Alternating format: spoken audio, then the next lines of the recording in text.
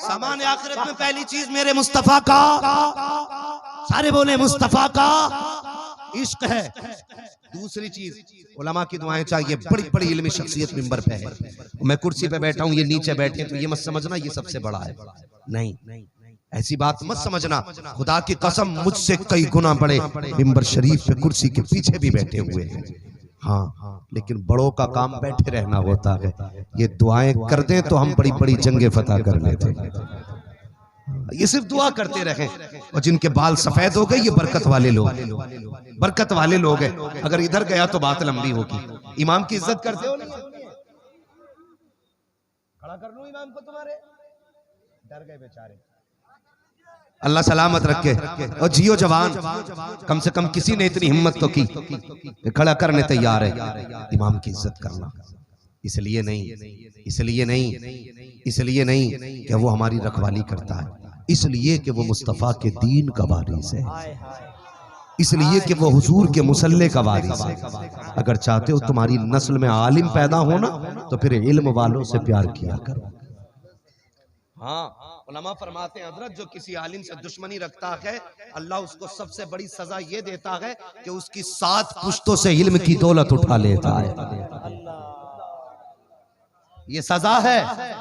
किसी खानदान में अगर हाफिज आलिम ना हो तो वो रोया करे रात को उठ के, पता नहीं मेरे बाप ने खता की थी या मेरे दादा ने खता की थी।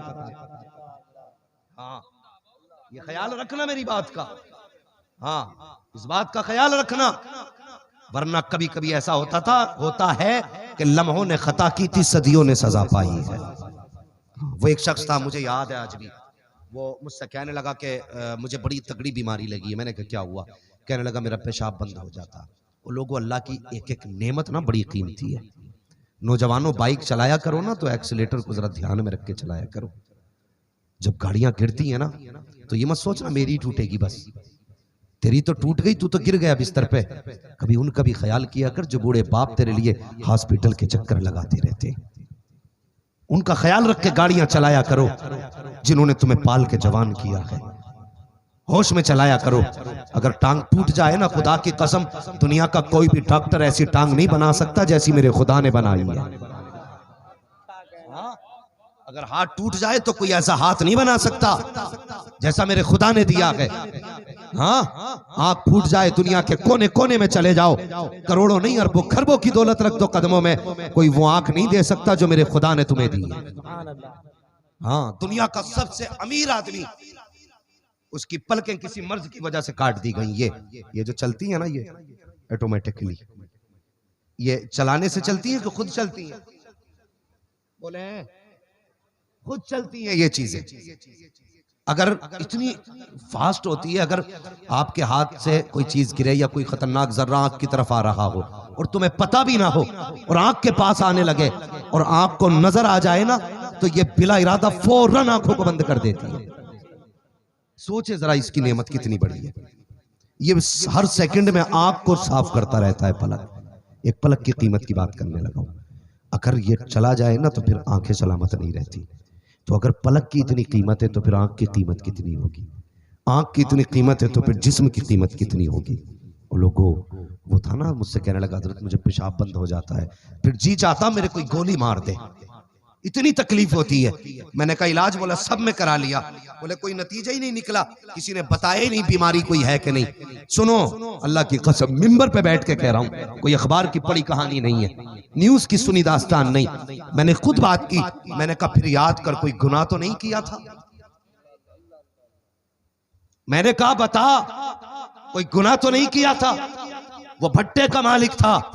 मैंने कहा बता, कोई गुनाह तो नहीं किया था? कहने लगा हाँ मुझे एक बात याद है। कहा क्या? मैंने कहा क्या बात? कहने लगा एक इमाम साहब आए थे नमाज पढ़ाने के लिए मस्जिद में, उन्होंने तकरीर में गांव वालों के लिए सख्त बात कह दी। मैंने इतना कहा था इमाम अपना बिस्तर उठा और अभी निकल जा। कहा मैंने जब इतना कहा उस इमाम की आंख में आंसू था, मैंने उसका बिस्तर उठाया, उठा के कमरे के बाहर फेंक दिया। कहा मैंने उसका लगेज और सामान उठा के फेंका था, बस वो बात आज तक मुझे याद है। वो इमाम रोते हुए गए थे हजरत। मैंने कहा बस अब किसी डॉक्टर को तलाश ना कर, अगर हो सके तो इस इमाम को तलाश कर जिसकी आंख में तूने आंसू दिया था, हो सके तो उस आलिम को तलाश कर जिसे धक्के दे के तूने मस्जिद से निकाला था। कहने लगा कोई तो इलाज होगा। मैंने कहा बस एक इलाज है, अगर वो राजी हो जाएगा तब बीमारी कटेगी। वो कहने लगा कहाँ जाऊं? मैंने कहा जिंदगी चाहता है तो तलाश कर। मिंबर पे बैठ के कहता हूँ, सोशल मीडिया है, जब तहकीक करना चाहो कर लेना। जब वो तलाश करने निकला 150 किलोमीटर के बाद उस इमाम तक पहुंचा और कहने लगा हजरत माफ कर दो, जिंदगी मौत की लड़ाई लड़ता हूँ, जब मुसीबत आती है। कहा क्या हुआ? कहा एक दिन मैंने बिस्तर निकाल के फेंका था, वो मैं ही था, आज अपनी खता की माफी के लिए आया हूँ। और यार इमाम के हौसले को सलाम कर, इसकी जुर्रत को सलाम कर। जब इसने निकाला था ये तब भी रो रहा था, आज जब ये माफी मांगने आया है तब भी इमाम रो रहा है। सीने से लगा के कहा था जा, मैंने तुझे माफ किया है, खुदा भी तुझे माफ कर डाले। नारे तकबीर, नारे रिसालत, मसलके आला हजरत, सामाने आखिरत कॉन्फ्रेंस, हजरत अल्लामा मुफ्ती हम्माद रजा बरेली शरीफ। नारे तकबीर, नारे रिसालत। वाह वाह वाह वाह वाह। खुदा के वास्ते मैं परदेसी हूं ना, परदेश का रहने वाला हूं, मैं परदेश का रहने वाला हूं, मेरी कोई हिमायत यहां ना करे। एक परदेसी इंसान हूं तो मुझे कोई भी जवान उठ के तमाचा मार सकता है, क्योंकि परदेसी ठहरा, आपसे कुछ कह नहीं सकता। मेरा परिवार भी यहां होता तो मैं अकड़ता कि मेरा परिवार मेरे साथ है। अकेला हूं तो चुप हो जाऊंगा, खुदा की कसम। लेकिन ये ना समझना कि ये परदेसी ये कुछ नहीं कर सकता। ये मौलवी अपने बाप की गद्दी का वारिस नहीं होता, मुस्तफा जाने रहमत के दीन का वारिस होता है। क्या कहना है? अल्लामा जिंदाबाद, है जिंदाबाद। मौलवी अपने बाप की कुर्सी का वारिस नहीं, रसूल पाक की कुर्सी का वारिस है। मेरा बाप अगर बदला लेगा अपनी ताकत के हिसाब से लेगा, लेकिन अगर मुस्तफा की तरफ से गजब की नजर हो गई ना, खुदा की कसम, वो मुस्तफा को तो छोड़, उनके बेटे ताजदारे बगदाद का अपना मामला ये है, अलहमा कहर है ए गौस वो तीखा तेरा, मर के भी चैन से सोता नहीं मारा तेरा। खुदा के वास्ते उलमा की इज्जत करेंगे, बोलो इंशाअल्लाह। नौजवानों वादा करो आज, और मैं कोई तकरीर के लक्ष्य दिखाने आपको नहीं आया। ये जितनी बातें कहूंगा एक एक बात तुम्हारी जिंदगी के लिए बड़ी कीमती बात होगी। हाँ, अल्लाह तौफीक दे जवानों, इतना बड़ा जलसा सजाया है। खुदा करे जैसा मिंबर नूरानी बनाया है, आज के जलसे के बाद तुम्हारा दिल भी नूरानी हो जाए।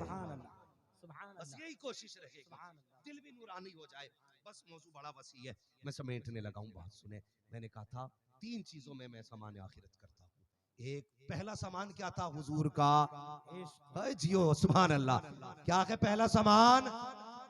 हुजूर का इश्क। आलादत फरमाते हैं जान है इश्क मुस्तफा, रोज फजू करे खुदा, जिसको हो दर्द का मजा नाजे दवा उठाएगी। एक हो गया हुजूर का इश्क। दूसरी चीज बताने लगा हूं, हुकूकुल्लाह, बंदे पर अल्लाह के हक। तीसरी चीज हुकूकुल इबाद, बंदे के बंदे पे हक। ये 3 चीजें सामान्य आखिरत है। तवज्जो है आपकी? सफर शुरू कर दें? तैयार बैठे ना? जरा सारे कह दें या रसूल अल्लाह। अल्लाह सलामत रखे, वल्लाह वो सुन लेंगे, फरियाद को पहुंचेंगे। इतना भी तो हो कोई जो आह करे दिल से। हाँ बस सुने मेरी बात, मैं सफर का आगाज करता हूँ इश्क मुस्तफा से। मैंने पहली बात क्या बताई थी? इश्क मुस्तफा। खुदा की कसम, हमारी पगड़ी से ज्यादा हुजूर की इज्जत प्यारी है, हमारी जान से ज्यादा हुजूर की इज्जत प्यारी है, हमें औलाद से ज्यादा हुजूर की इज्जत प्यारी है, हमें अपनी कायनात से ज्यादा हुजूर की इज्जत प्यारी है। तुझे इश्क की कहानी सुनाऊं। अल्लाहु अकबर। वही जमीन मस्जिद नबवी है। हजरत अली के भाई हजरत अकील ईमान लाए। तवज्जो करें हजरत। हाँ इंशाअल्लाह कुछ नई बात करने लगा। हाँ लेकिन इंशाअल्लाह ये नया होगा। और ये बात मैंने इसलिए छेड़ी, आपने कहा था ना कि आप जो भी बोलेंगे हमें पता होगा, लेकिन अभी से बताइए, अगर पता हो तभी बोलेंगे। हाँ ठीक है, बाकी बातें तो मेरे मौजू के तहत आएंगी, वो नई हो या पुरानी हो। लेकिन अब यहां से शुरू कर रहा हूं। हजरत अली के भाई हजरत अकील ईमान लाए तो हुजूर को बड़ा प्यार इन पे आया। एक तो खानदानी थे हुजूर के, दूसरे सहाबी हो गए, बड़ा प्यार आने लगा हुजूर को। यार वक्त हुजूर के पास रहते थे, लेकिन ये देखते थे कि हुजूर अक्सर काम अपने अबू बकर सिद्दीक रज़ी अल्लाह तआला अन्हु से कराते। बता रहा हूं हुजूर का इश्क क्या है और आशिक कौन होता है। ये देखते थे अक्सर काम हुजूर हजरत अबू बकर सिद्दीक रज़ी अल्लाह तआला अन्हु से फरमाया कराया करते थे। अगर घोड़ा तैयार कराना होता हुजूर फरमाते अबू बकर सवारी तैयार करो, अबू बकर ये काम करो। हजरत अकील कहते मेरे जी में आया कि क्यों ना अबू बकर की जगह मैं काम करने लगूं। तो वो जो था ना वो इश्क में आगे बढ़ना काम था, हसद और जलन नहीं थी। वो चाहते थे मैं आगे बढ़ूं। अबू बकर सिद्दीक रज़ी अल्लाह तआला अन्हु से हुजूर किसी काम को कहते ना तो हजरत अकील दौड़ जाते और जाके खुद काम करने लगते। कई बार हो गया ऐसा, हुजूर फरमाते अबू बकर ये करो, आप रोकते खुद काम करने लग जाते। अल्लाह अकबर। लेकिन फिर भी ना हजरत अकील कहने लगे मैं देखने लगा, फिर भी अबू बकर आगे निकल जाते हैं मुझसे।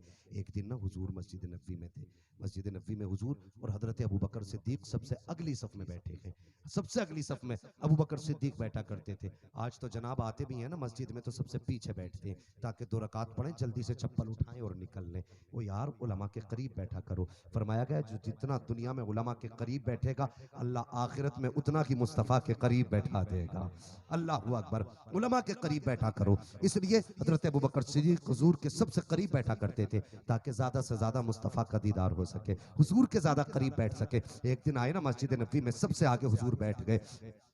हुजूर सबसे आगे आके हुजूर के पास हजरत अबू बकर सिद्दीक बैठे। जैसे बैठे ना हजरत अकील आ गए। अकील आने के बाद कहने लगे अबू बकर उठो। हजरत अबू बकर उठ के खड़े हो गए। अल्लाह अकबर। जबकि हुक्म यह है कि जिसको जहां जगह मिल जाए वहीं बैठ जाना चाहिए। हजरत अकील आए और अबू बकर सिद्दीक को कहते उठ अबू बकर। हजरत अबू बकर उठ के खड़े हो गए। ये नहीं कहा तुम कौन होते उठाने वाले, मेरी उम्र देखो, मेरा विसात देखो, मेरा वजूद देखो। जैसी हजरत अकील ने कहा था अबू बकर उठो, अबू बकर उठ के खड़े हुए। कहा जाओ पीछे चले जाओ। अल्लाह अकबर। उनको हटा के हजरत अकील बैठ जाते हैं। अबू बकर ने पहली सफ पार की है, मुड़ के अकील की तरफ देखा, दूसरी सफ पार की है, फिर अकील की तरफ मुड़ के देखा, चौथी सफ में पहुंचे हैं, फिर मुड़ के हजरत अकील को देखा, पांचवी सफ में पहुंचे हैं, फिर मुड़ के हजरत अकील को देखा, यहां तक के छठी सफ आ गई, फिर मुड़ के हजरत अकील को देखा। जब सातवीं सफ आ गई मुड़ के देखा हजरत अकील को। कहने लगे शहजादे अगर इजाजत हो तो अबू बकर यहाँ बैठ जाए, अगर इजाजत हो तो अबू बकर यहाँ बैठ जाए। हजरत अकील ने कहा ठीक है बैठ जाइए। हजरत अबू बकर सिद्दीक सातवीं सफ में बैठे हैं, हजरत अली देख रहे हैं।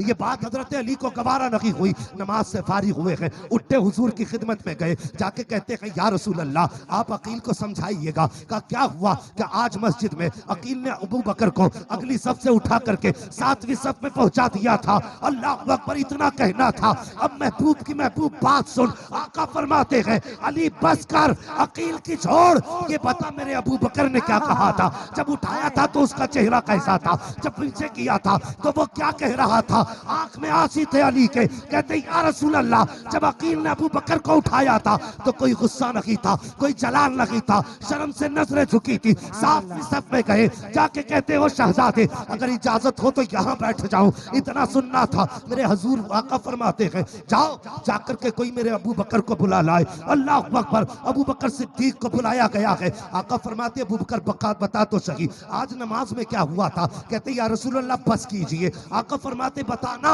हुआ क्या था? अल्लाह अकबर। अबू बकर सिद्दीक कहते हैं आका बस मुझे शहजादे ने उठाया, उसकी मर्जी ये थी कि मैं सातवीं सफ में नमाज पढ़ूं, शहजादे का कहना था, इसलिए मैं सातवीं सफ में जाके बैठ गया।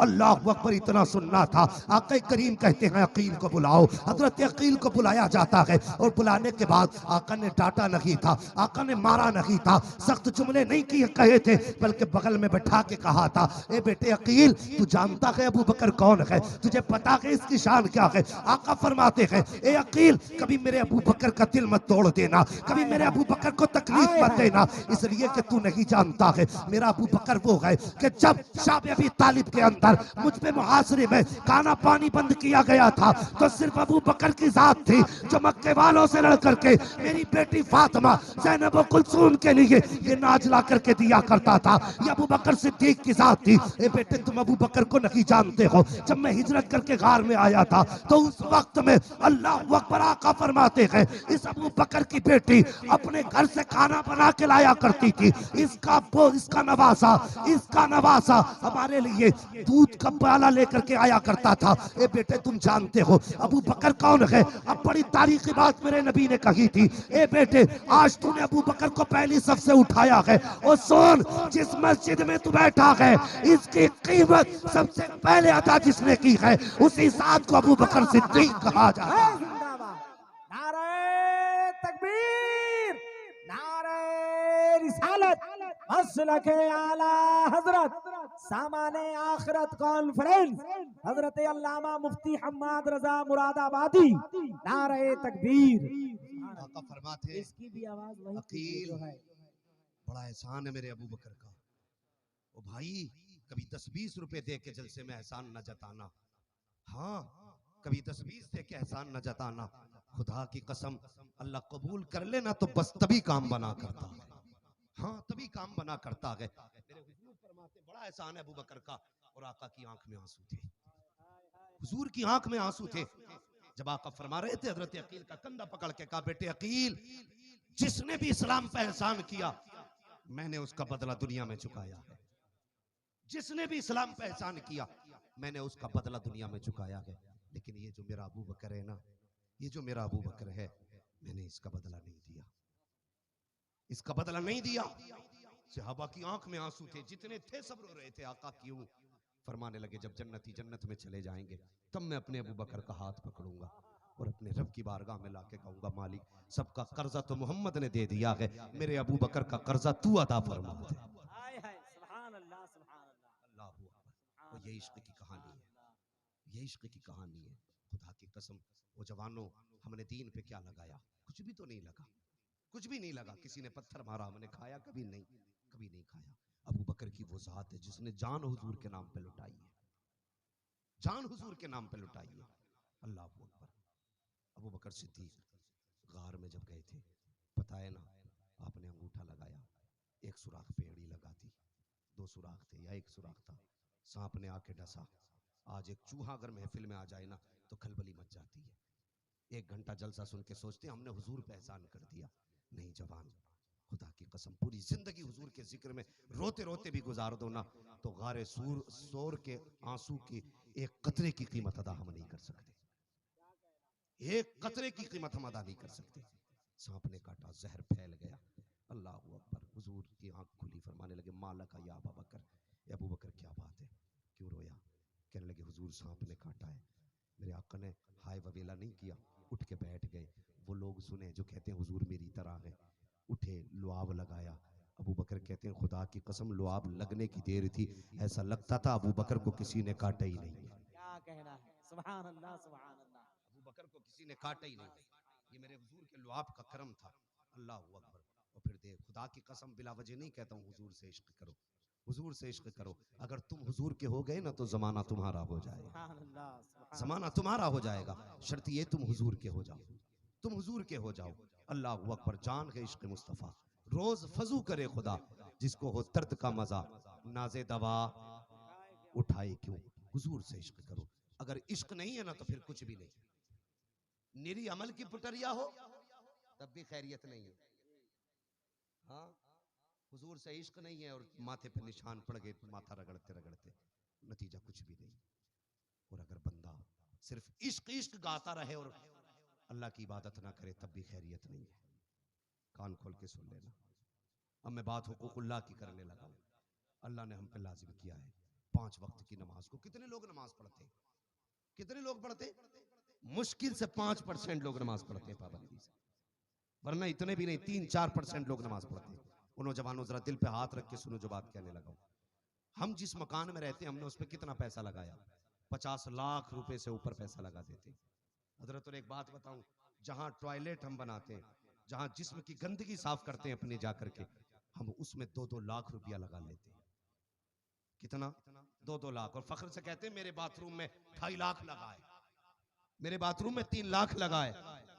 और तूने टॉयलेट बाथरूम जहां पेशाब किया जाता है उस जगह पे तूने 3 लाख लगाया, उसे इतना सजाया कि 3 लाख लगाए, और जिसमें हमेशा के लिए लेटना है उस कब्र का तूने कोई इंतजाम किया?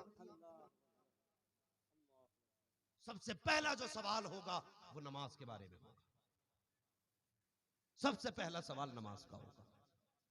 नमाज हर हाल में जरूरी है, नमाज हर हाल में जरूरी है। अगर नमाज नहीं तो फिर खैरियत नहीं है। ये भी कान खोल के सुन लो, मौलवी बरेलवी है, कड़वी बात कह के जा रहा है। नमाज नहीं तो फिर कुछ भी नहीं। सबसे पहला सवाल नमाज का होगा। पूछो इन उलमा से रोजे महशर के जहां गुदास बुवत अव्वली पुरसिशे नमाज बुवत। जो सबसे पहला कयामत के दिन सवाल होगा ना वो नमाज के बारे में होगा।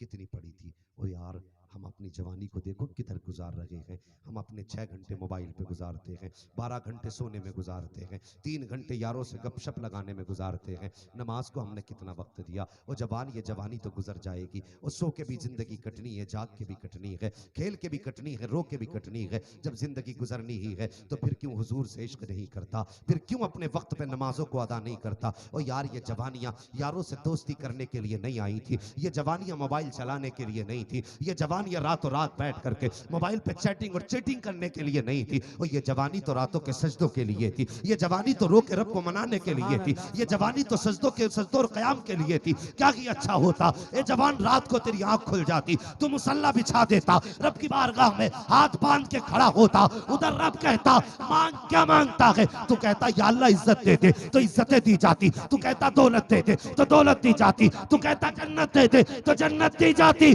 और तू कह देता कि हुकूमत दे दे। खुदा की कसम, देने में देर नहीं होती, तुझे कहने में देर हो सकती है।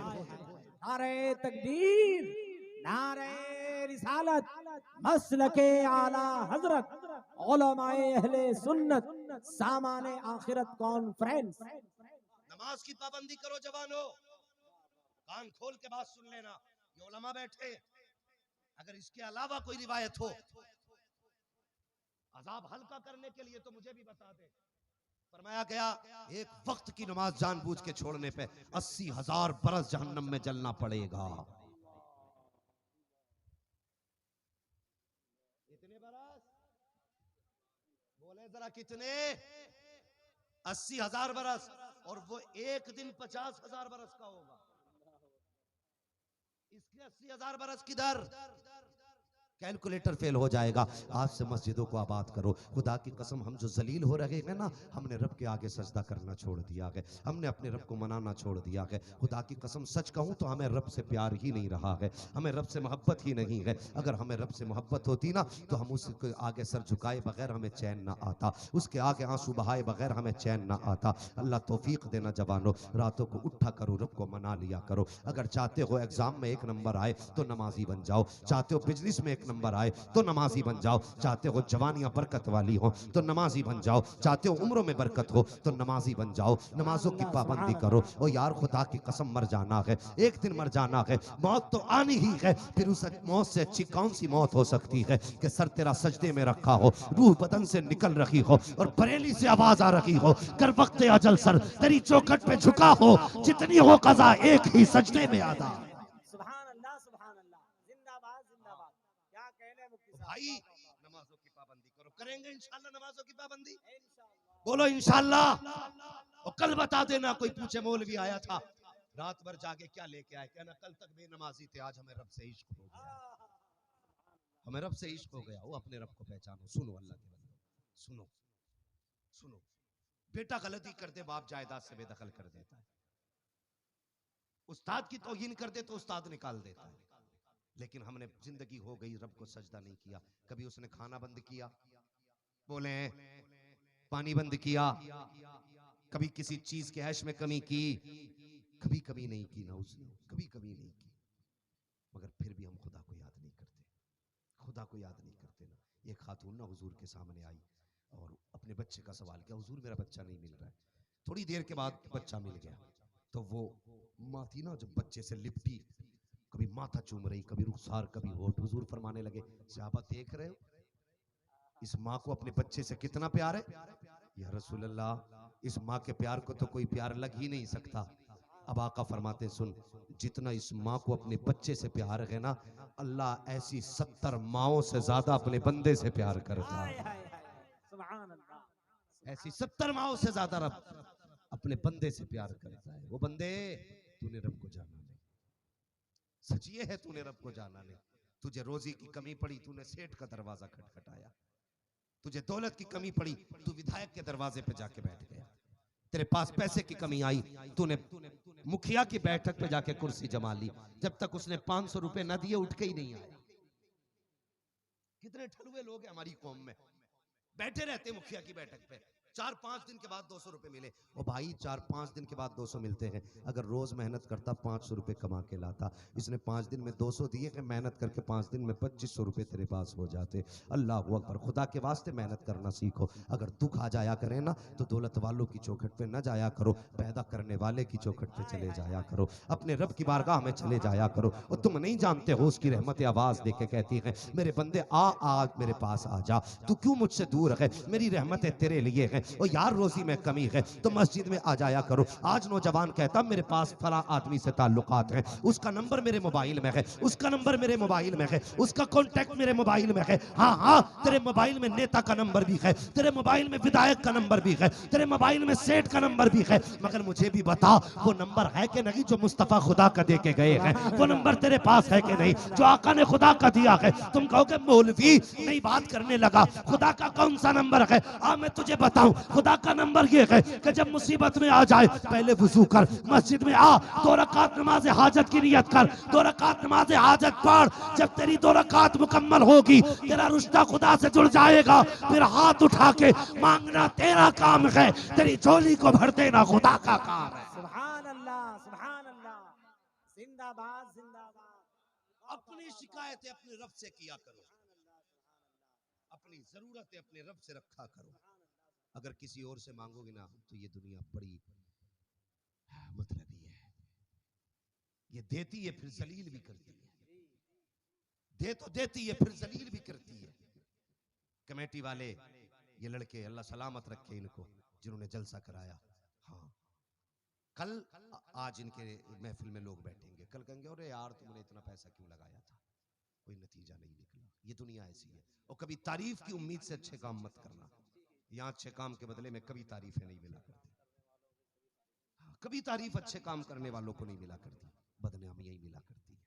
अल्लाह सलामत रखे आपको। तो होता क्या है, अगर कोई बंदा किसी के साथ भलाई कर भी देता है ना तो पूरी जिंदगी उसे जलील करता है। कभी नजरें उठा के कहता आओ आओ बैठो बैठो, अल्लाह माफ करे। हमारे समाज में ऐसे लोग भी हैं, अगर कोई बंदा गरीब होता है ना, गरीब, और वो कहने लगे साहब बेटी की शादी कर रहा हूँ, तो कहते थे जी तुम्हारी बेटी की शादी में खाना मेरी तरफ से रहेगा। ये कुछ लोग होते हैं ऐसे, सुने मेरी बात जो बताना चाहता हूँ, अल्लाह करे मेरी बात आपके दिल में उतर जाए। कुछ लोग कह देते हैं बेटी की शादी में खाना मेरी तरफ से रहेगा, और उसके बाद जब खाना चलता है ना तो बीवी और शोहर जिसने खाना किया है ना वो तो मर्दों में घूमता है, और बीवी औरतों में चक्कर लगाती है। तो बीवी औरतों में कहती फिरती है आदमी तो गरीब है लेकिन हमारे जो है ना हस्बैंड, ये खाना उनकी तरफ से है। और वो घूमता फिरता कहता भाई कोई कमी तो नहीं है, कोई कमी तो नहीं है।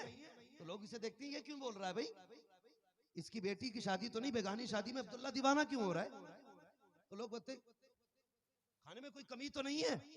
तो लोग कहते बात क्या है, कहता कोई बात नहीं, आदमी गरीब है ना, इंतजाम नहीं था, बस मैंने ही अपनी तरफ से ये खाना किया है, कोई कमी रह जाए तो माफ कर देना। खुदा की कसम ये जो खाने की कमी नहीं पूछ रहा है, ये गरीब को जलील करता फिर रहा है, ये गरीब को रुसवा करता फिर रहा है। वो यार जब गरीब के कानों तक की बात आती है ना, जब वो कहता है इस लड़की के बाप की हैसियत नहीं थी खाना खिला देता, मैंने अपनी तरफ से खाना किया है, खुदा की कसम गरीब के दिल में उस वक्त ख्याल आता है ए अल्लाह इस दिन से पहले मौत दे देता लेकिन बेटी न देता, और अगर बेटी दी थी तो मुझे मुफलिस ना बनाता। फिर भी वो चाहता है ए अल्लाह अगर तूने ये दिन भी दिया है तो इसके कहने से पहले जमीन फट जाती, मैं जमीन में चला जाता। और खुदा के वास्ते अगर किसी की मदद किया करो तो उसे जलील ना किया करो, किसी के काम आया करो तो उसे रुसवा ना किया करो, किसी के काम में हाथ बटाया करो तो उस पर एहसान न जताया करो। खुदा की कसम जब गरीब का दिल टूटता है तो अल्लाह का अर्श हिलने लग जाता है, और जब गरीब बद्दुआ कर देता है, खुदा की कसम गरीब की बद्दुआ 1000 वलियों की दुआओं पे भारी पड़ जाया करती है।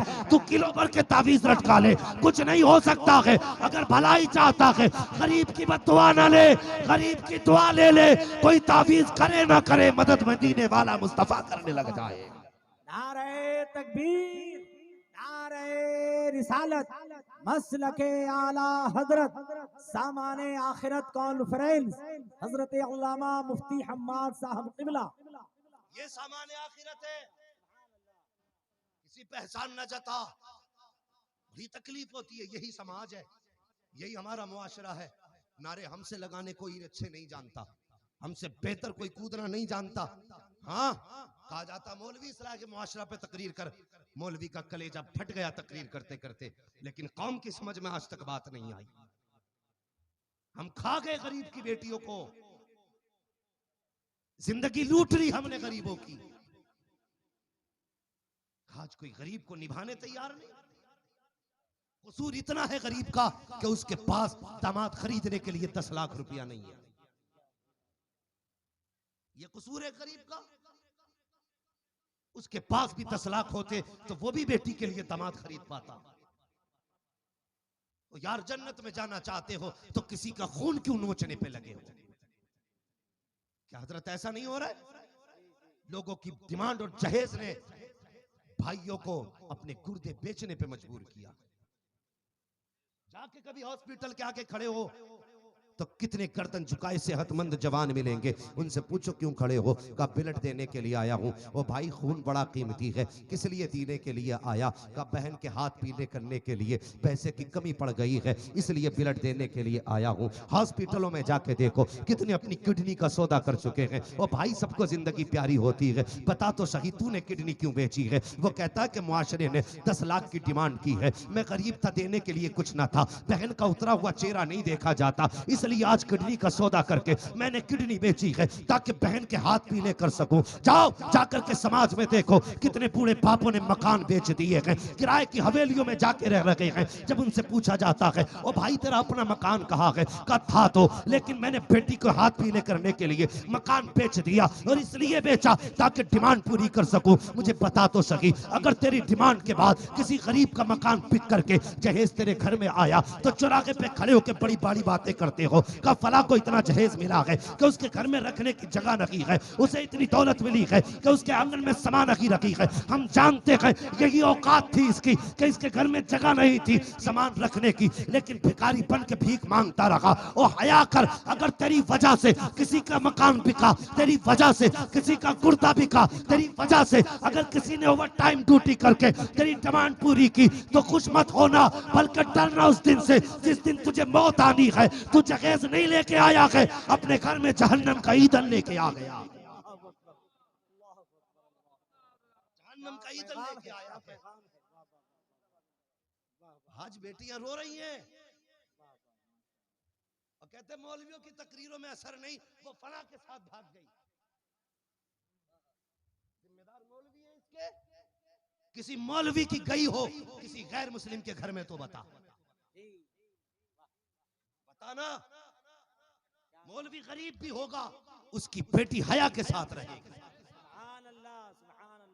बात कड़वी है, सच्ची कहने लगा हूं। मौलवी अगर जिम्मेदार है तो सबसे पहले इसकी गैर मुस्लिम के बिस्तर पे होनी चाहिए, मगर क्यों हुई तुम्हारी? इसके जिम्मेदार तुम। कैसे? उम्र अल्लाह ने रखी है, कोई भी जब जवानी की दहलीज पे कदम रखता है, बेटी हो या बेटा, मेरे हुजूर ने फरमाया जल्दी करो बच्चों के निकाह करने में। हाँ, हजरत अली फरमाते 3 काम फौरन करने चाहिए।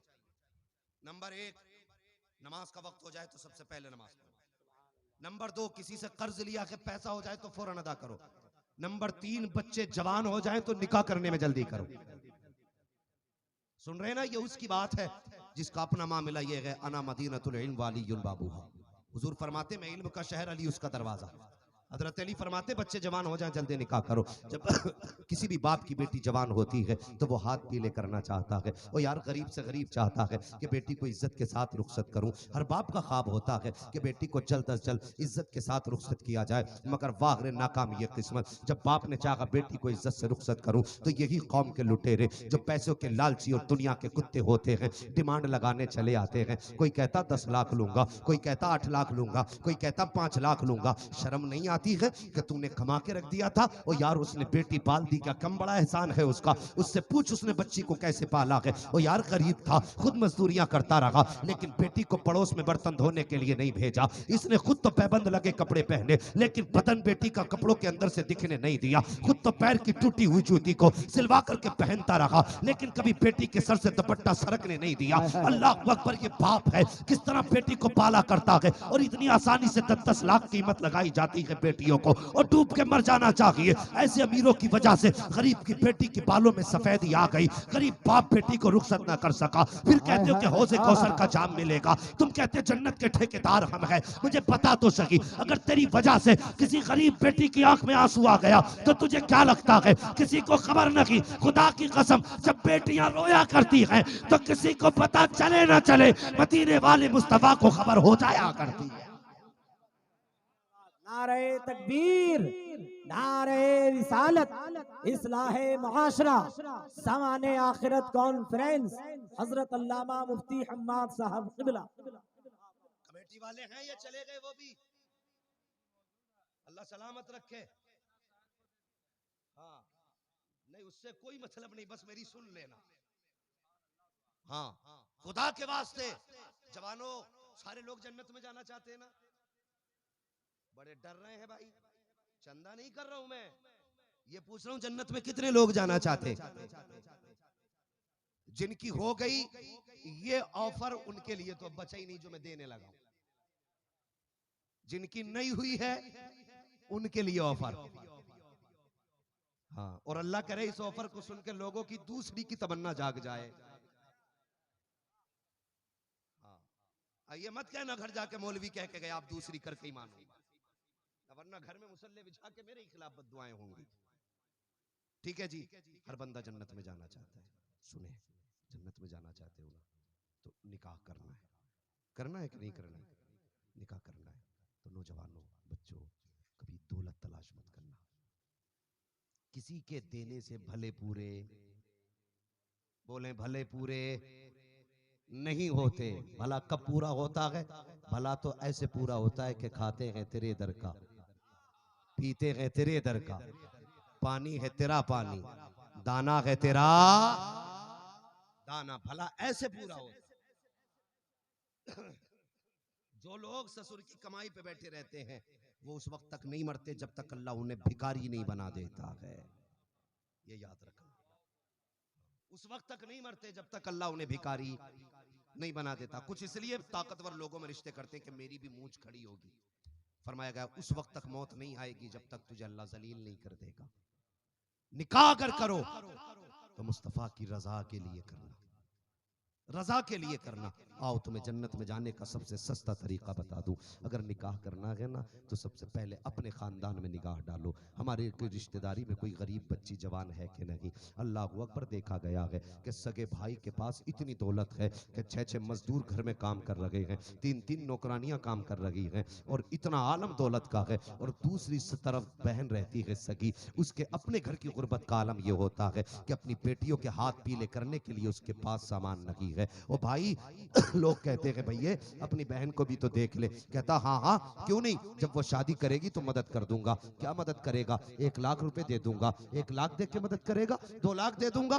2 लाख रुपए दे के मदद कर रहा है बहन की? ये मदद नहीं, ये भीख दे रहा है तू बहन को। शर्म आनी चाहिए। अगर सुन जन्नत में जाना चाहता था तो तुझे करना क्या था? अगर तेरी सगी भांजी गरीब है, तेरा बेटा घर के अंदर जवान है, तो तू बराबर का रिश्ता तलाश ना कर, दौलत वाला तलाश ना कर। सामने गरीब बहन रहती है, वो भी रिश्ते की तलाश में है, लेकिन गुर्बत की वजह से वो बेटी के हाथ पीले नहीं कर पाई है। अल्लाह ने तुझे दौलत से नवाजा है, तो सुन, अपने बेटे को नए कपड़े पहना, उसके हाथ में कोई मेहंदी ना लगा, बस आंख में सुरमा लगा, मुस्तफा का दुरूद बेटे को पढ़ा, बहन के दरवाजे पे लेके चला जा, 4 इज्जतदार लोगों को लेके जा, पूरी बारात भी लेके ना जा, 4 लोगों को साथ लेके जा, गरीब बहन की बेटी से बेटे का निकाह करके इज्जत से अपने घर लेके आ जा। मैं नहीं जानता ये समाज क्या कहेगा, ये दुनिया क्या कहेगी, लेकिन इतना जानता हूं, जब तू गरीब बहन की बेटी को अपने घर की इज्जतदार बहू बना के लाएगा तो कोई दुआ करे ना करे, गुंबदे खजरा से मुस्तफा दुआएं देने लग जाए।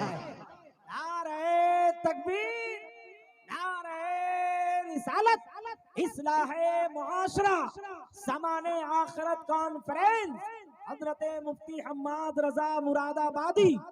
क्या पैगाम है भाई, सुभान अल्लाह, सुभान अल्लाह। करेंगे इंशाअल्लाह, इंशाअल्लाह। बोलो इंशाअल्लाह।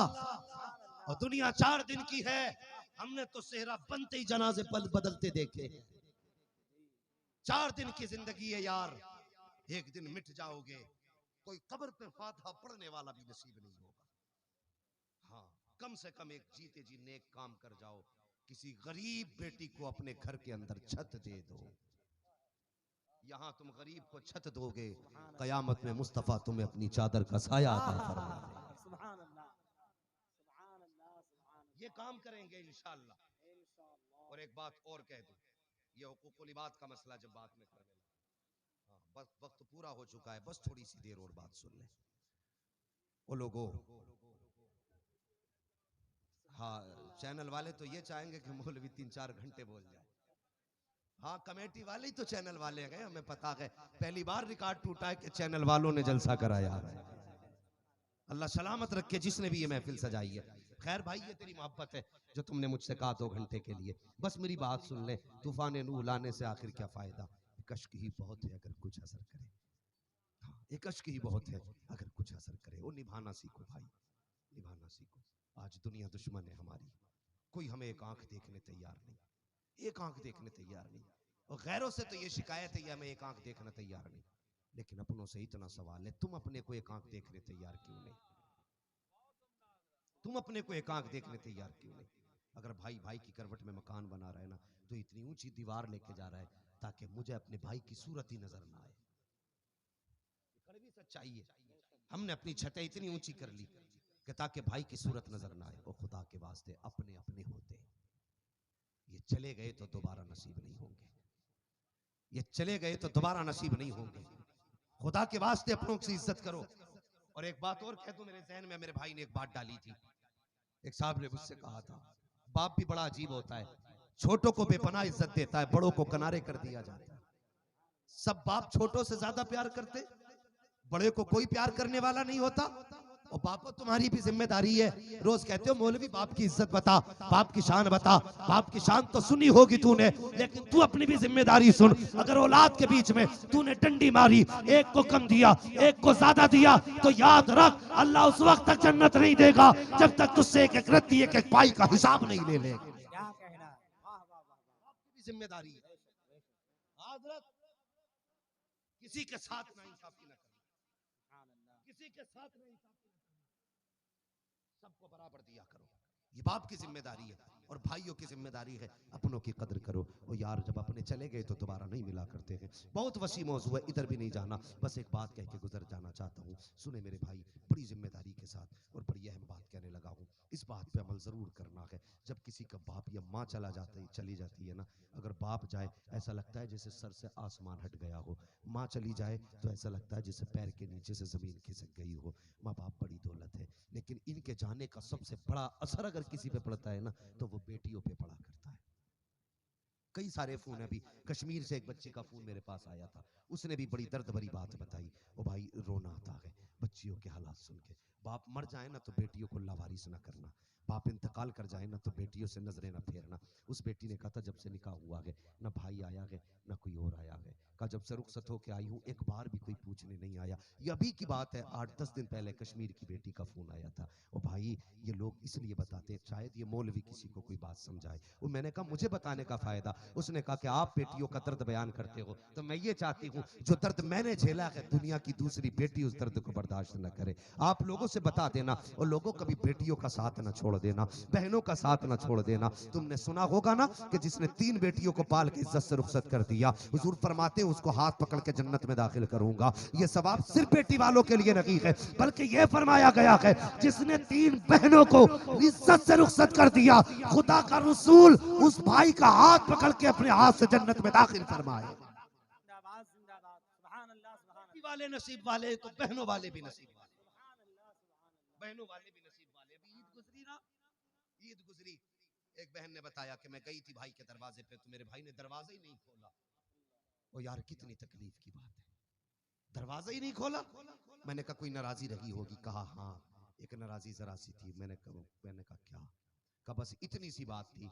मैंने कहा था कि मैं तेरी बेटी अपने घर लेना चाहती हूँ। उसने कहा ये मुंह और मसूर की दाल, तू मेरी बराबरी की है कहाँ? का बस इतनी अनबन हुई थी। उसके बाद उसने दरवाजे ही बंद कर दिए। और खुदा के वास्ते कभी बेटियों पे दरवाजे बंद मत करना। जब बेटियों पे दरवाजे बंद होते हैं ना तो अल्लाह रिज्क के दरवाजे बंद कर देता है, रहमतों के दरवाजे बंद कर देता है, बरकतों के दरवाजे बंद कर देता है, उम्रों की बरकतें ले ली जाती है। जिस घर में बेटियों को इज्जत नहीं दी जाती है उस घर से सुकून ले लिया जाता है। अगर चाहते हो तुम्हारे घर में रहमतें उतरा करें तो बेटियों को इज्जत दिया करो, बहनों को खाली न लौटाया करो, बेटियों को कभी धक्के न दिया करो। और यार तेरी मेरी औकात क्या है, अब तुझे हुजूर की चौखट पे लेके चलूं। मेरे सरकार की तो कोई सगी बहन थी ही नहीं, कोई सगी बहन हुजूर की नहीं थी, लेकिन रिजाई बहन हुजूर की थी। नाम हजरत शीमा है। ये वही शीमा है जिनको हलीमा सादिया के दौर में मेरे हुजूर को जिन्होंने अपनी गोद में खिलाया है, अपने आंचल में जिन्होंने खिलाया है। बता तो सही, जिसे मुस्तफा के कदमों की खाक मिल गई वो शान वाला है, तो जिसकी गोद में खुद मुस्तफा रहा होगा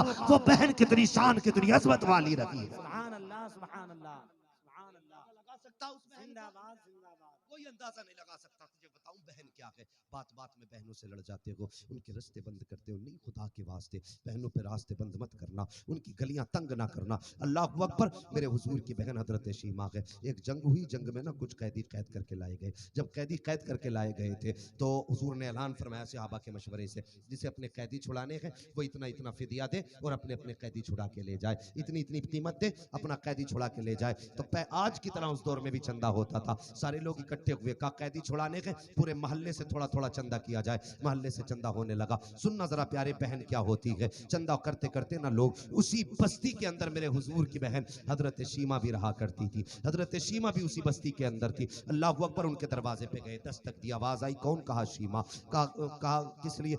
आपने फरमाया क्यों आए हो? तो लोग कहने लगे शीमा चंदा करने के लिए आए हैं। किस बात का चंदा? कहा हमारे खानदान के कुछ लोग कैदी बना लिए गए हैं, हम चाहते हैं उन्हें छुटवाएं। कहा फिर?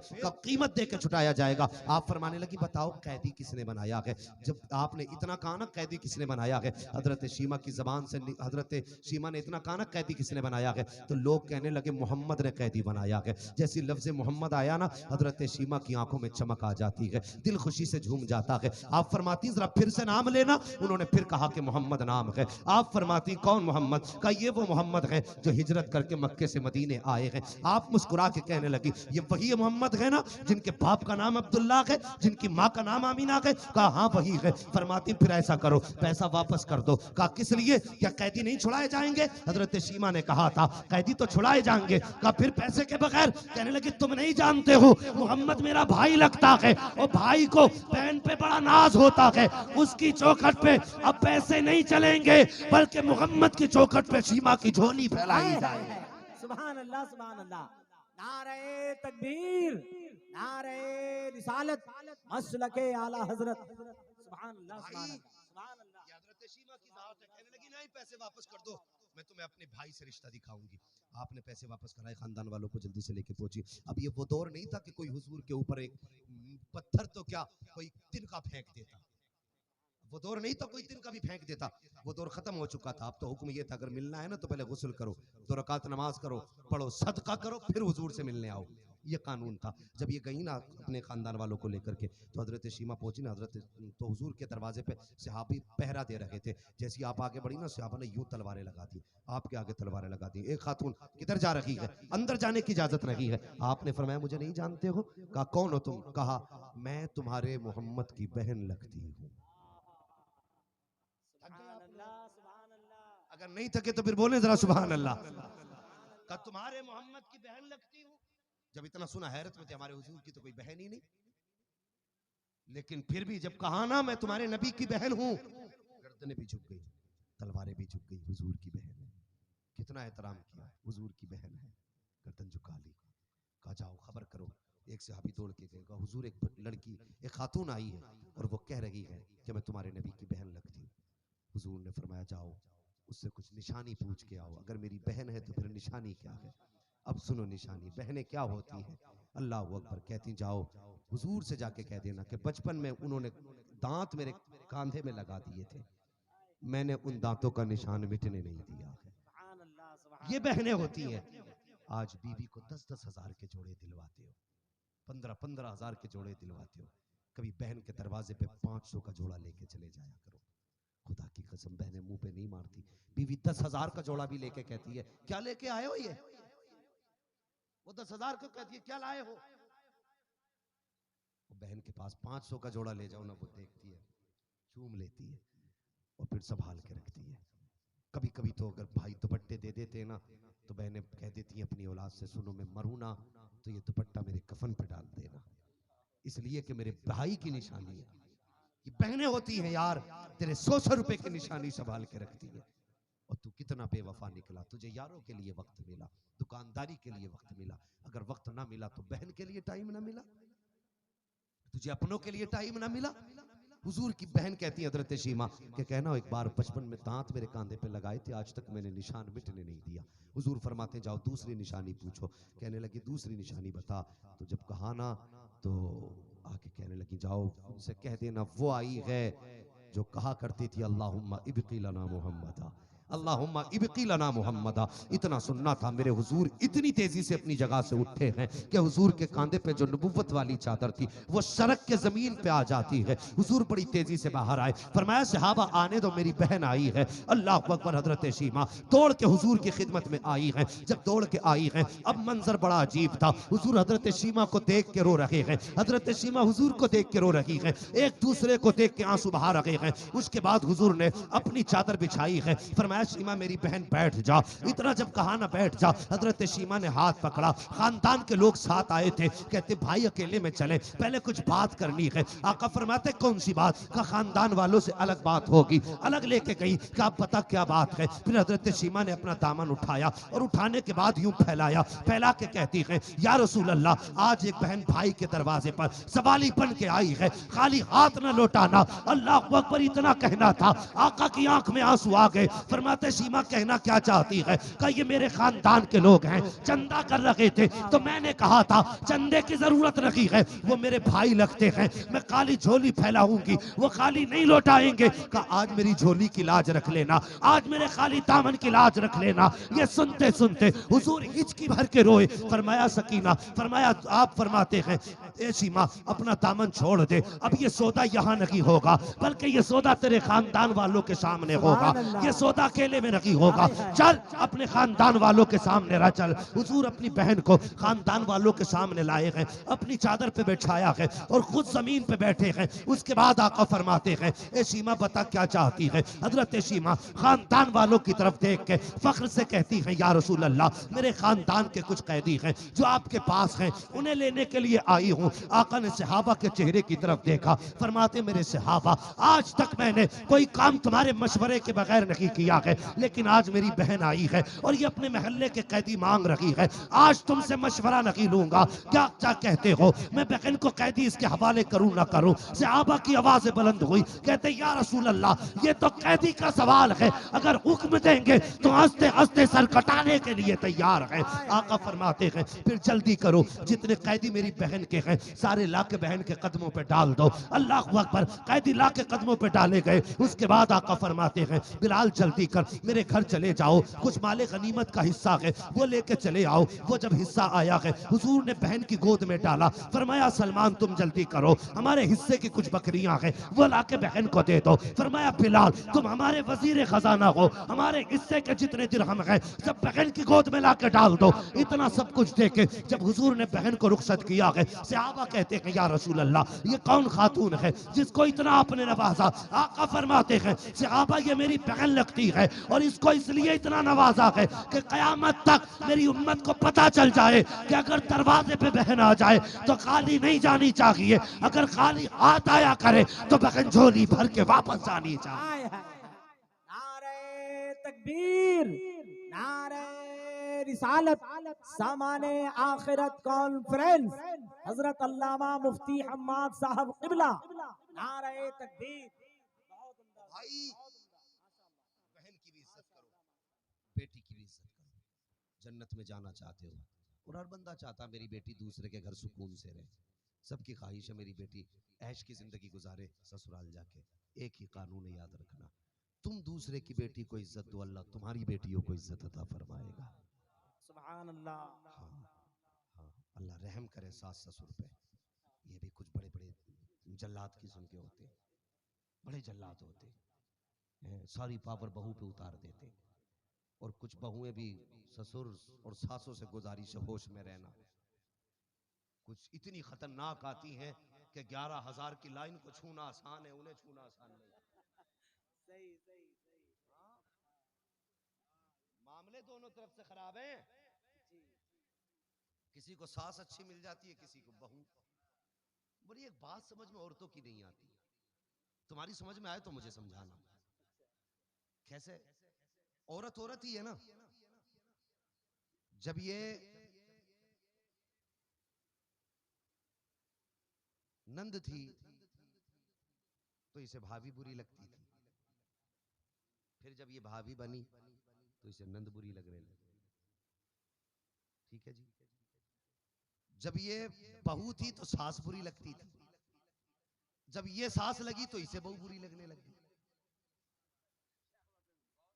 भाई जात एक ही है ना, जात तो एक ही है।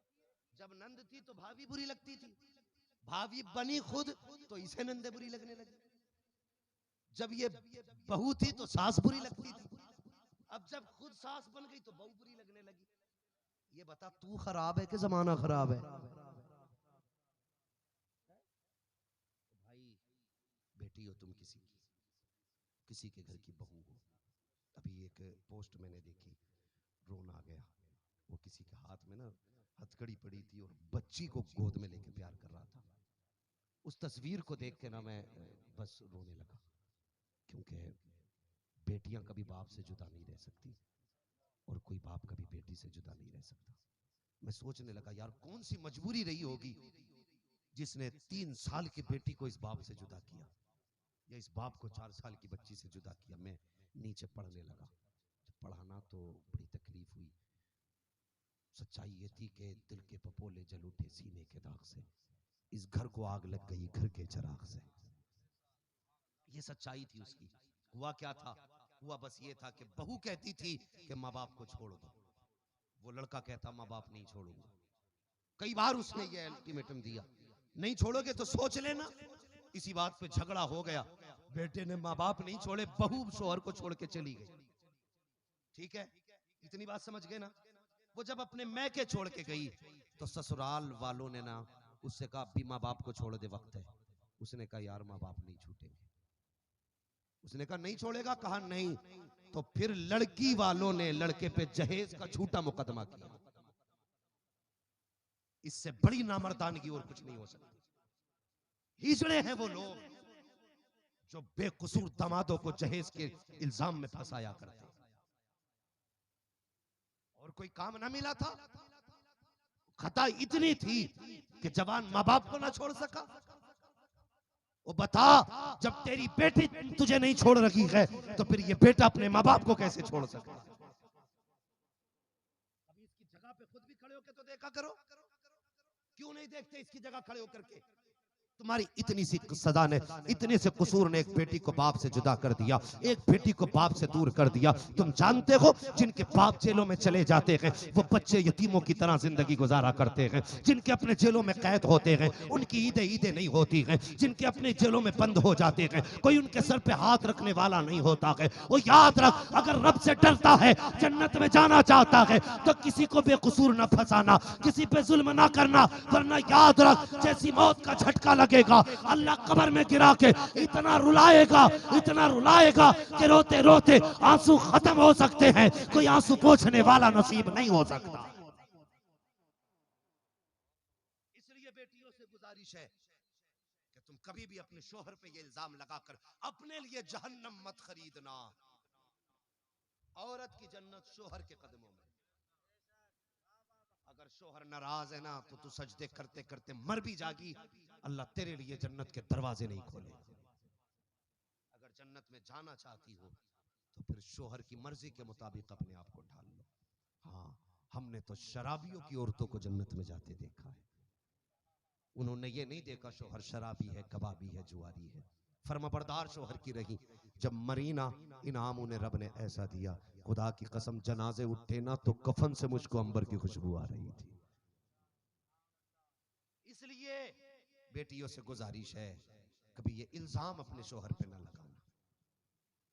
और मियां बीवियों से एक बात कह के कुछ बात खत्म करना चाहता हूं, बात बात में तलाक की नौबत न लाया करो। तलाक दे दोगे, मान लिया, तलाक दे दोगे, तुझे भी बीवी मिल जाएगी और तुझे भी शोहर मिल जाएगा, लेकिन जो बच्चे हैं उन्हें माँ बाप कहां से मिलेंगे? उन बच्चों के बारे में सोचा करो जो तुम्हारे घर की खिलने वाली कलियां हैं। बच्चों को माँ बाप नहीं मिलते, उनकी जिंदगी बर्बाद हो जाती है। खुदा के लिए अगर 1% तुम्हारी मियां बीवी से नहीं बनती है तो बच्चों के चेहरे देख के झगड़ों को नजरअंदाज कर लिया करो। फरमाया गया जो किसी भी जाति करने वाली औरत नाफरमान बीवी को बर्दाश्त खुदा की रजा के लिए करेगा, जब वो कयामत में आएगा तो उसे अल्लाह रब्बुल इज्जत हजरत अय्यूब अलैहिस्सलाम के सब्र के बराबर सवाब अता फरमा दे। सुभान अल्लाह, सुभान अल्लाह, सुभान अल्लाह।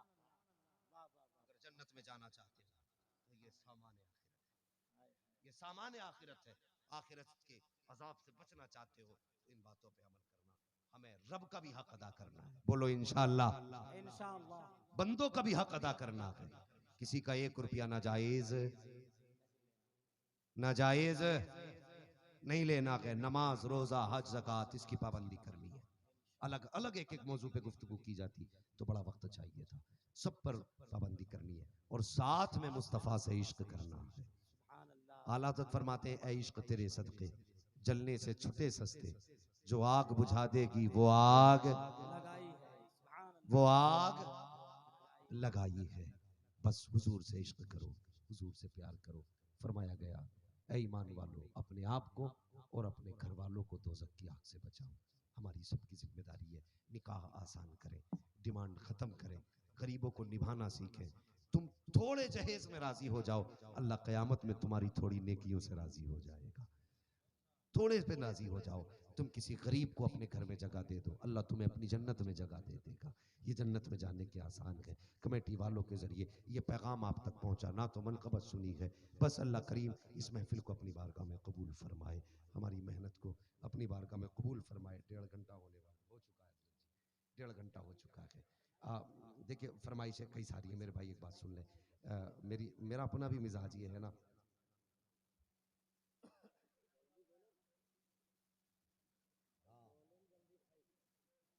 आपकी घड़ी 5 मिनट पीछे चल रही है भाई, या फिर झूठ बोल रहे हैं?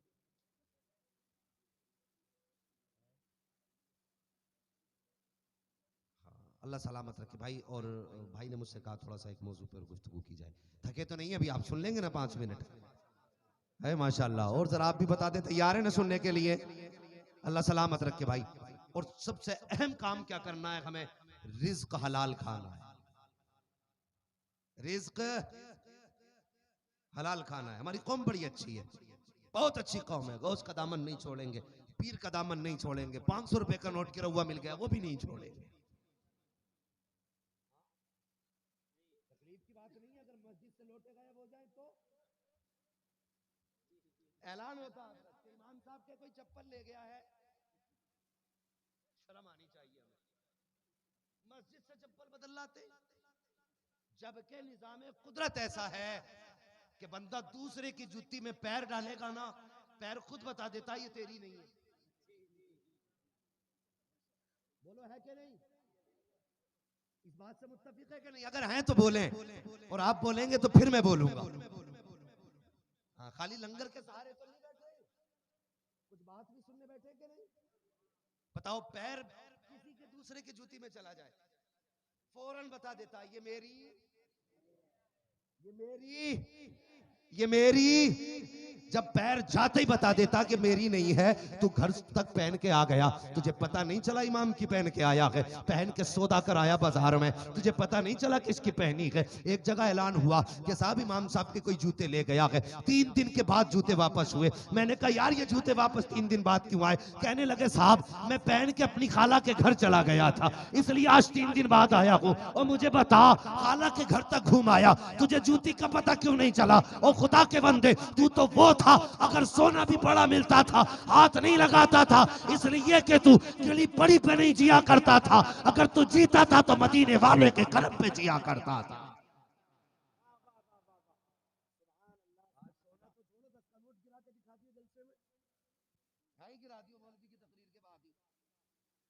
और कुछ नोट अगर इधर उधर मिल गए ना पड़े हुए, तो कुछ तो माले गनीमत समझ के जेब में रखते हैं। क्या भाई मिल गया, हो गया काम, 100 का नोट मिला ना, इससे कभी भले पूरे नहीं होते। फ्री का मिले हाथ मत लगाना, मेहनत कर, भले 5 रुपए मिले, मेहनत के 5 आएंगे तो अल्लाह उसमें 5000 की बरकत अता फरमा देगा, 5000 की अल्लाह बरकत अता फरमा देगा। अल्लाह माफ करे, हम लोगों के मामलात बड़े खराब होते जा रहे हैं। जरा सा देखा ना, मुझे कोठी बनानी है, मुझे बिल्डिंग बनानी है, तो सूद का कारोबार गर्म कर दिया, ब्याज चालू कर दिया। ओ हुजूर की उम्मत, ब्याज सूद ना लिया करो, इससे बचा करो। सूद का 1 रुपया हम जानते हो, 1 रुपया सूद का खाना इतना बड़ा गुनाह है जितना अपनी माँ से 70 मर्तबा मुकाला करने में गुनाह मिलता है। आज मुसलमान सबसे ज्यादा सूद और ब्याज ले रहा है, सूद ब्याज ले रहा है। हाँ, कभी हराम के लुकमे की तरफ मत जाना, हराम के लुकमे की तरफ मत जाना। हाँ, दुकानें जाके देखो, डर लगता, दुकान पे लिख रहा हासा मिन फजले रब्बी, इतना बड़ा बोर्ड लगाया, नीचे लिख रहा हाजी साहब की कपड़े की दुकान, उसके नीचे लिख रहा है कि खरीदा हुआ माल वापस, खरीदा हुआ माल वापस। क्यों नहीं होगा भाई? इस्लाम ख्याल रुयत तो रखता है ना, बैग के अंदर खरीदो फरोख्त में देखने का इख्तियार है, खरीदने वाला देखने के बाद अगर उसे कोई कमी लगे तो वापस कर सकता, ये शरीयत ने गुंजाइश रखी है। हाँ, ये रखी है गुंजाइश शरीयत ने। और हाजी जी कह रहे हैं खरीदा हुआ माल वापस नहीं होगा। मैं बताऊं क्यों नहीं होगा? इसलिए नहीं कि तुमने थान से काट लिया, इसलिए नहीं होगा कि हाजी साहब की दुकान में 28,000 की लाइट लग रही है, 30,000 के पंखे लग रहे हैं, इतनी सारी चमकीनी लाइट है। अब लोकल कपड़ा भी 1 नंबर का करके बेच रहे हैं। जब तुम बाहर लेके जाओगे तो कपड़े की औकात पता चलेगी। जो कपड़ा 700 रुपए मीटर लाए हो वो 125 रुपए मीटर का नहीं है। मुंह पे मारने आएगा हाई जी के कि ये कपड़ा दिया है, वो कहते पहले पढ़ ले, बोर्ड लिख रहा है खरीदा हुआ माल वापस नहीं होगा, तुझे पहले खरीदना था। ओ भाई, ये लाइट लगा के किसी को अंधा करके ना बेचो, किसी को धोखा दे के ना बेचो, किसी की आंखों में धूल झोंक के ना बेच। अगर तू इससे 700 रुपए लेके भी चला गया, अल्लाह ऐसी बीमारी पैदा करेगा कि एक झटके में तेरे 70 लाख निकल के पार चले जाएंगे।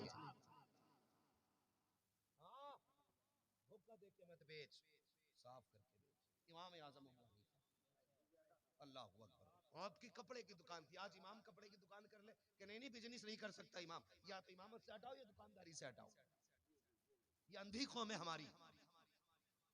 इमाम बिजनेस नहीं कर सकता, इमाम कारोबार नहीं कर सकता, इमाम काम नहीं कर सकता। तुम क्या जानो? हमारे बड़े बड़े उलमा ने ना बिजनेस किए हैं, और हजरत उमर ने फरमाया जब तक ये कौम बिजनेस करती रहेगी जमाने पर राज करेगी। ये हजरत उमर ने फरमाया था, जब तक ये कौम बिजनेस करेगी ये जमाने पे हुकूमत करेगी, और जब ये बिजनेस छोड़ देगी जमीन में घुसती चली जाएगी। बिजनेस छोड़ दिया, नौकरी के चक्कर में मारा मारा फिर रहा, नौकरी मिल जाए।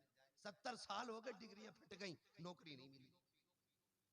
और बिजनेस कर, तू नौकरी करने नहीं हुकूमत करने आया, जूती उठाने नहीं, जूती उठवाने आया है, बिजनेस किया करो। बड़े बड़े उलमा ने बिजनेस किया है। इमाम आजम अबू हनीफा रज़ी अल्लाह तआला अन्हु, आपकी कपड़े की दुकान थी। एक दिन आप ना खिलाफे मामूल आप जल्दी से दुकान बंद करके जाने लगे। किसी ने कहा हज़रत इतनी सवेरा दुकान बंद करके जा रहे हो? आपने कहा हाँ, आज बादल का मौसम हो गया है, मेरी दुकान में अंधेरा हो गया है, इसलिए दुकान बंद कर रहा हूँ, ताकि धोखे में कोई घटिया कपड़े को अच्छा समझ के न लेके चला जाए, सस्ते को महंगा समझ के न लेके चला जाए, इसलिए मैंने दुकान का शटर, अपनी दुकान का दरवाजा बंद किया है। अल्लाह अकबर। और यार वो इमाम आजम हो करके इसलिए दुकान जल्दी बंद कर रखे हैं ताकि किसी को धोखा न लग जाए। और तू हाजी होके धोखा दे रखा है, नमाजी होके धोखा दे रखा है, दाढ़ी रख के धोखा दे रहा है। बरकतें ऐसे नहीं होती है, बरकतें खुदा पे भरोसा कर, धोखा मत दे।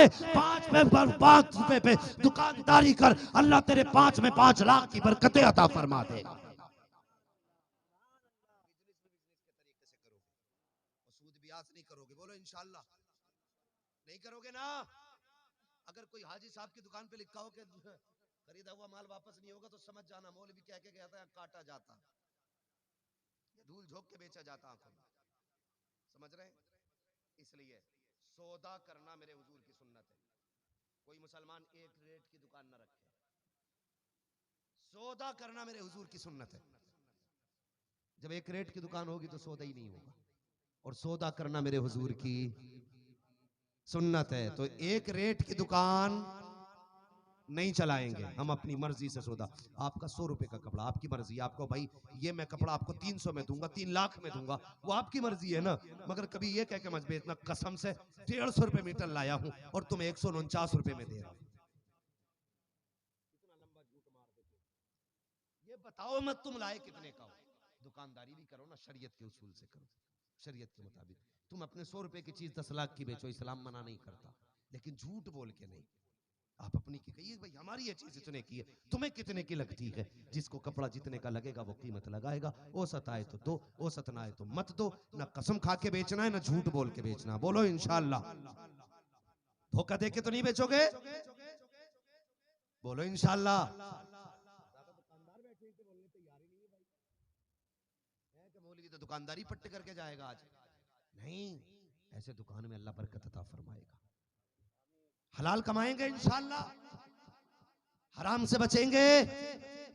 जिन बच्चों को हलाल खिलाया जाता है वही बच्चे जलसों की सदारत किया करते हैं। जिन बच्चों को हलाल खिलाया जाता है वही इस्लाम की कमेटी बना करते हैं। जिनकी रगों में हलाल की रोजी होती है वो मस्जिदों की जिम्मेदारी समझते हैं। जिनकी हलाल रगों में हलाल खून होता है वो मदरसों की जिम्मेदारी समझते हैं। जिनकी रगों में हलाल रोजी होती है वही मुस्तफा वाले होते हैं, वही खुदा वाले हुआ। खिलाएंगे बच्चों को हलाल रोजी इंशाअल्लाह। हाँ, बच्चों हुए अगर तुमको माफ फरमाए रब्बे कायनात। जिंदगी ने दिया साथ, फिर होगी मुलाकात। चमन रहा, फूल खिलेंगे, जिंदगी रही, फिर मिलेंगे। मुसाफिर है हम भी, मुसाफिर हो तुम भी, किसी मोड़ पर फिर मुलाकात होगी। फकीरान आए सदा कर चले, सदा खुश रहो, ये दुआ कर चले। सारे लोग कलमा शरीफ पढ़ लीजिए, ला इलाहा इल्लल्लाहु मुहम्मदुर रसूलुल्लाह, अस्तगफिरुल्लाह रब्बी मिन कुल्ली ज़ंबिन व अतूबु इलैह। अस्सलामु अलैकुम व रहमतुल्लाहि व बरकातहू। बैठे रहिए भाई, अभी